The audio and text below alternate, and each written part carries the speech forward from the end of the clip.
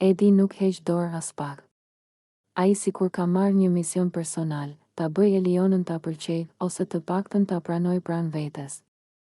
Çdo ditë gjen një mënyrë të re për t'i folur, për t'i ofruar diçka, për t'i bërë kompliment, ose thjesht për të qenë afër saj, edhe kur ajo nuk tregon as interesin më të vogël. Në mëngjes, kur të gjithë zgjohen, ai është i pari që i afrohet Elionës, ndërsa ajo sapo ka dalë nga dhoma e gjumit. Eliona, do kafe?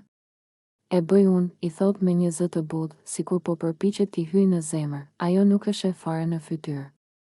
Jo, faleminderit, i thot shkurt dhe vazhdon rrugën sikur ai nuk ekziston. Më vonë, kur ajo ulet në divan për të pushuar, Edi ulet pranë saj, shpesh shumë pranë, por ajo ngrihet menjëherë dhe largohet pa thënë asgjë.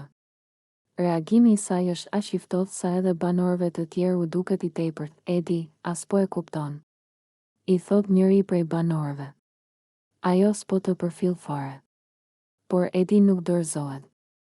Ai i rudh supet dhe thot, do mësohet. Ajo është e vështirë, por unë ja dal. Pasdite, gjatë një bisede që ajo ka me disa vajza të shtëpisë, ai futet mes tyre për të marrë vëmendjen e saj, por ajo e sheh me një shikim të akull dhe i thot, Edi, nuk dua të flas me ty, të lutem, mos më ndërprit. Ai ngrim për një moment, por pastaj tenton të qesh sikur nuk i bëri përshtypje.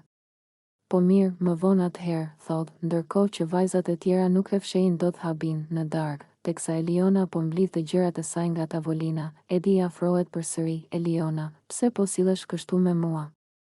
Jam munduar të jemi mirë me ty. Ajo ndalon, e sheh drejt në sy dhe i thot shumë qartë, Edi, nuk të pëlqej. As pak. As si djalë, as si shok i afërt. Nuk dua të më ndjekësh, nuk dua të më flasësh gjithë kohës, nuk dua as këtë vëmendje që më jep. Të lutem, kuptoje një herë këtë. Por ai përsëri nuk dorëzohet.